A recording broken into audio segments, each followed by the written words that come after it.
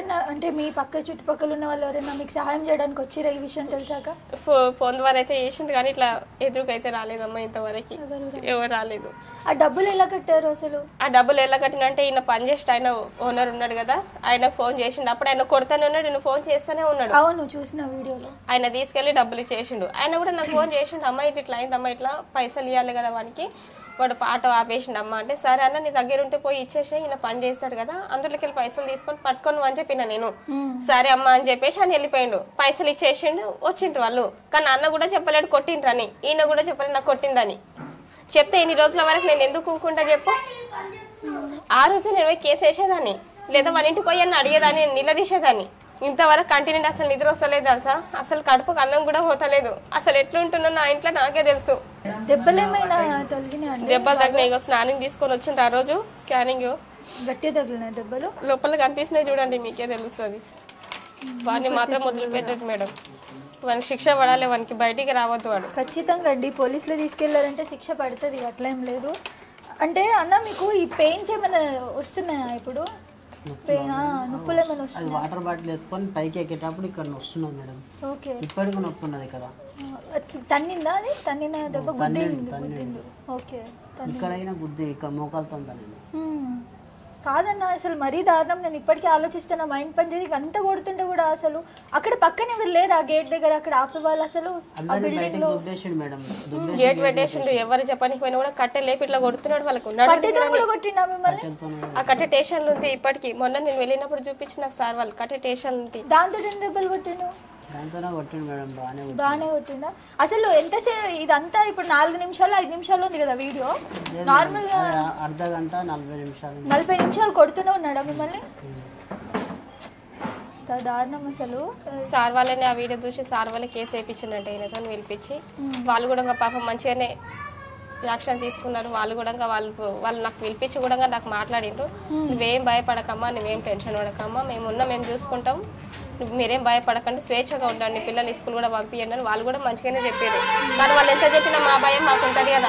ఉంటుంది అవును, ఎందుకంటే మీరు ఒక నార్మల్ మిడిల్ క్లాస్ ఫ్యామిలీ కదా, ఖచ్చితంగా ఉంటుంది. మీరు ఎంత ధైర్యం చెప్పినా మా బాధ మా భయం అనేది మాకుంటుంది. ఏమో ఇక్కడ నుంచి వచ్చే వాడు రాకుండా కానీ వాళ్ళ మనుషులు ఎవరైనా వచ్చి ఏమైనా చేయగలుగుతారు, చేస్తారేమో మా, కానీ మా భయం మాకు ఉంటుంది. అవును. ఇప్పుడు మీరు పోలీసుల నుంచి ఏం కోరుకుంటున్నారు? ఎలాంటి శిక్ష అతనికి పడితే మీకు సంతృప్తి ఉంటుంది? అసలు వాడు బయటికి రావద్దమ్మా, బయటికే రావద్దు. అసలు వాడు జనాభా లెక్కల తిరగనే పోదు, వాడు లోపలనే మగ్గి వెళ్ళిపోవాలి అక్కడనే, బయటికి మాత్రం రావద్దు. అదే నేను కొనుక్కుంటున్నాను నేను. వాడు అసలు బయటికే రావద్దు. వాడు ఒక రవి అనేటోడు ఈ రాష్ట్రంలో ఉన్నాడని ఎవరికి తెలియదు. అసలు పెద్ద రేప్ కేసులు చేసి చిన్న పిల్లలను చంపేసిన వాళ్ళకే ఎలాంటి శిక్షలు పడకుండా బయట ఫ్రీగా తిరుగుతున్నారు. మరి ఇప్పుడు మీ కేసుకి సంబంధించి న్యాయం జరుగుతుంది అనుకుంటున్నారా? ఖచ్చితంగా జరుగుతుంది అనుకుంటున్నా నేను. ఎవరి నమ్మకం మీద? మీరందరి నమ్మకం మీద, మీరందరి సపోర్ట్ మీద, మీరందరు ఉన్నారనే ధైర్యంతోనే. ఈ లోకంలో అందరూ మంచి వాళ్ళు ఉన్నారు అనేది నిజమైతే వానికి ఖచ్చితంగా శిక్ష పడేలా చేస్తారు. వాడు మాత్రం బయటికి రావద్దు. కానీ పైసల కోసం వాడు ఇంతలా కొట్టినంటే ఇంకా వేరే వాళ్ళ లెక్కల ఇంకా వాడు ఎంత దుర్మార్గంగా ఆలోచించుంటాడు, ఎంత ఘోరంగా నడుచుకుని ఉంటాడు చెప్పండి. వాడు మాత్రం రావద్దు. మీరేమన్నా చేయండి, మీరు ఎంత వరకు అన్నవాడి, ఏం చేయమంటే కూడా నేను చేస్తాను, కానీ వాడు మాత్రం బయటికి రావద్దు, అసలు రావద్దు. నా మొగనికి జరిగిందని కాదు, ఇంకా నాలాక ఇంకా లోపల దెబ్బ తిన్న వాళ్ళు చాలా మంది ఉన్నారు. ఆ దుర్మార్గుడు మాత్రం బయటికి రావద్దు. నేను ఇదే ఆశపడుతున్నా. సో గవర్నమెంట్ నుంచి రేవంత్ రెడ్డి గారి నుంచి ఏం కోరుకుంటున్నారు మీరు?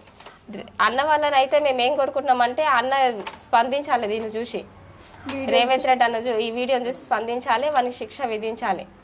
ఇక అన్న మాకేం చేయాలనుకుంటుండే ఇక అన్నకే తెలుసమ్మా. ఇక మేము మధ్యతరగతి వల్ల మేము ఏం ఆశపడతాం మీకు తెలియదా? మాకైతే ఎంట ముందర ఏమీ లేదు, మాకు ఇల్లు లేదు, భూమి లేదు, ఏమీ లేదు. ఒక పూట వేసుకుంటే మళ్ళీ పూట చేయకపోతే మాకు తిన్నీక లేకుంటది. మాకు అంతా మంచిగా చెయ్యాలి. ఆటో కూడా సొంతం కాదన్న? సొంతం కాదు, సొంత ఆటో కాదు. ఎంత మీ జీతం ఎంత అసలు? రోజుకి వచ్చి అది డీజిల్ వన్ 500 రూపాయలు వస్తుంది. డీజిల్ వన్ 500 రూపాయలు రోజుకి. ఓకే. సో జాబ్ లాగా కాదు, చేసుకుంటేనే ఇప్పుడు కూలీలాగా నేనమ్మా. అది కూడా పోయి చేసుకున్న రోజు వస్తుంది, చేసుకున్న రోజు రాదు. నీళ్ళు మొత్తం ట్రిప్ ఆటో మొత్తం పోతేనే 500 వస్తుంది. పోని రోజు 400, 300, 350 ఆ వచ్చిన పైసలు దాని డీజిల్కే వెళ్ళిపోతుంది. ఇక మాకేం మిగిలదాడ. పిల్లలు ఏం చదువుకుంటారు? పిల్లలు గవర్నమెంట్ స్కూల్ వేసేసిన వాళ్ళు గవర్నమెంట్ స్కూల్లోనే చదువుకుంటున్నారు. పిల్ల ఇప్పుడు 5వ క్లాస్ ఉంది, పిల్లగాడు 4వ క్లాస్ ఉన్నాడు. వాళ్ళు చూసినప్పుడు వీడియో చూసిరా? వాళ్ళు వీడియో చూసిండ్రు. వాళ్ళు వీడియో చూసి ఆయన ఎందుకు తన్నులు తింటున్నాడు అమ్మ, కొట్టొచ్చు కదమ్మా అంటే పైసలు తీసుకుంటు కదా తల్లి, అందుకే తన్నులు తింటున్నాడు అంటే పైసలు తీసుకుంటే అంకుల్ ఇంతగానో కొడుతున్నాడు అమ్మ అంటే పిల్ల వీడియో చూసుకుంటే ఏడుస్తుంది. ఆ పిల్ల పిల్లల్ని ఒకసారి పిలుస్తారా? ఇగో మాట్లాడతారా? కానీ మీరు మాట్లాడండి, మాట్లాడుతుండొచ్చు. సో నువ్వు వీడియో ఎప్పుడు చూసినావు? నేను మా మమ్మీ మా ఆటో అంకుల్ చూపిస్తే చూసిన. మీ ఆటో అంకుల్ చూపించిందా? ఏమనిపించింది అప్పుడు? ఇంతగానో ఎందుకు కొడుతున్నాడు మా డాడీని అని చాలా కోపం వచ్చింది. బాధ అనిపించిందా? ఇప్పుడు ఓకేనా మరి? ఇప్పుడు ఆయన పోలీస్ స్టేషన్ పోయింది కదా, ఇప్పుడు హ్యాపీయా? ఎక్కడక్క అంటే మీరు ప్రాపర్ ఇక్కడేనా? ఎక్కడి నుంచి ఇక్కడ బతకడానికి వచ్చిరా? మాది సొంత ఊరు మమతాబాద్ అమ్మ. ఇక అక్కడ నుంచి ఇక్కడ బతకడానికి వచ్చినాం. ఇప్పుడు మేము ఇక్కడ వచ్చి కూడా 5 సంవత్సరాలు అవుతుంది. 5 సంవత్సరాలు కానీ వేరే రూమ్ లో ఉంటుంది. ఇప్పుడు ఈ రూమ్కి వచ్చి కూడా 6 నెలలు 7 నెలలు అవుతుంది. 6 నెలలు. ఈ ఆటో మీదకి ఎక్కి 3 సంవత్సరాలు అవుతుంది. అంటే ఇక్కడ మీ బిల్డింగ్ లో ఉన్న వాళ్ళు ఎట్లా స్పందించారు దీనికి? మరి వాళ్ళు అందరు కలిసి ఏమైనా పోదాము యాక్షన్ తీసుకుందామని ఏమైనా అన్నారా? సపోర్ట్ చేసారా? మస్తు సపోర్ట్ చేసింటామా వీళ్ళందరూ. మేము ఉన్నాము, నువ్వేం భయపడకు, ఏం టెన్షన్ పడకు, నువ్వు మంచిగా ఉండు, నువ్వు ఇది మేమంతా ఉన్నాం కదా, యాక్షన్ తీసుకుందాం, వానికి ఎంత దూరం అయితే అంత దూరం అందరం కలిసి వెళ్దాం, వాడిని మాత్రం మొదలు పెట్టకు, లోపల నీకు బెదిరించిన కూడా మాకు చెప్పు, కాంప్రమైజ్ అయిదామని వాళ్ళు చెప్పినా కూడా నువ్వు కాకు, నీ ఎంట మేము అందరం ఉన్నామని వీళ్ళందరూ సపోర్ట్ ఇచ్చిండ్రమ్మా నాకు. ఓకే. అంటే ఇప్పుడు ప్రెసెంట్ అయితే పోలీస్ స్టేషన్ లో ఉన్నాడు, బయటికి వచ్చి మళ్ళీ మిమ్మల్ని ఏమైనా చేస్తాడేమో అని చెప్పి భయం అవుతుందా మీకు? చాలా ఉంది. పిల్లల్ని స్కూల్కి వెళ్ళే కూడా అడగాలనిపిస్తారు టీచర్ వాళ్ళకి ఫోన్ చేసి, కానీ వాళ్ళు ఉన్నారు కదా, వాళ్ళు చూసిండ్రు కదా వీడియో, వాళ్ళు జాగ్రత్తగా చూసుకుంటారా నమ్మకంతో ఇవ్వకుంటా. వాళ్ళ పిల్లలు ఇంటికి రానికి ఒక 10 నిమిషాలు లేట్ అయినా కూడా ప్రాణం కొట్టుకుంటారు అక్కడ, ఇంకా రాకపోయి పిల్లలు. ఇక అన్ని ఏమేమో ఆలోచనలు పిచ్చి ఆలోచనలు వస్తాయి మైండ్లకి. ఇక సో ఇప్పుడు అన్న బయటికి వెళ్ళినా భయం వేస్తుంటది. ఆయన ఇట్లా కిందికి వెళ్ళగానే వెంటనే ఫోన్ కొడతాను నేను, 7 నువ్వు తొందరగా రానంట. అక్కడ షాప్ కాడ ఉంటే నేను ఇడున్న చూడు నువ్వు పైకి ఎక్కి అని అంటాడు. పైకి ఎక్కి చూస్తే ఆడ ఉంటే ఇక నేనేం భయపడను. ఇక ఇంకేమన్నా కనిపించడానికో ఇక మళ్ళీ ఫోన్ చేస్తాను నేను. ఎటు తిరిగి వాడు ఒకవేళ తప్పించుకొని వస్తే ఏమైనా వేసాడేమని భయం ఒక పక్క ఉంటది. వాళ్ళ మనుషులు వాడు రౌడీలాగా ఉన్నాడు, వాళ్ళ మనుషులు బయట బాగానే ఉంటారు. ఏం లేదు కదా, ఆయననే వాళ్ళ కొడుకుతో వీడియో తీపించుకుంటూ అది ఎట్లానో పబ్లిక్ లకు వచ్చింది. మీరేం కావాలని పెట్టిందైతే లేదు. మేము కావాలని పెట్టి ఇందులో మా ఎటువంటి తప్పు లేదు. ఆయన దగ్గర మేము పైసలు తీసుకున్నాం, లేట్ అయినా కూడా మితితో సహా మేము పైసలు ఇచ్చేసినాం. ఇందులో మా ఏ పాపము లేదు, మాది ఏమీ లేదు. మేము ఎవరికి ఇంతవరకు ఏ హాని చేయలేదు. పైసలు అవసరానికి అందరం తీసుకుంటాం, ఇస్తాము. కానీ ఆయన నీళ్ళు అయ్యేందుకు ఆ కోపం పెట్టుకొని ఆయన అంతా ఇది చేసిండు చూడు. నీళ్ళు వేయకపోవడానికి కారణం ఏంటిదన్నా? డబ్బులు ఇవ్వలేదని చెప్పా. వాటర్ వేస్తుంటే వాటర్ వేసిన మస్తు వేసిన 1500 రూపాయలు. ఇక వాటర్ పైసలు ఇయ్యడు, మళ్ళీ ఇంట్రెస్ట్ పైసలు కట్టు అసలు కట్ట అంటున్నాడు. అట్లా నేను వాటర్ వేసేదే బంద్ చేసిన. నాకు ఇక్కడ వెళ్ళదు, ఆయనకి వేసుకుంటూ పోతే రోజు 5-6 డబ్బాలు వేస్తే నాకు ఎక్కడి నుంచి వెళ్తుంది? నేను చెప్పినట్లు వింటలేడు వాడు అన్నట్లు చాలా ఉంది. ఆయనకి ఎట్లా ఉండాలంటే ఆయన చెప్పినట్లు విని మంచిగా ఉంటే బాగుంటది. ఈయన నీళ్ళు వేయలేడు, ఆయన ఏడికి రమ్మంటే ఆడికి వెళ్ళలేదు.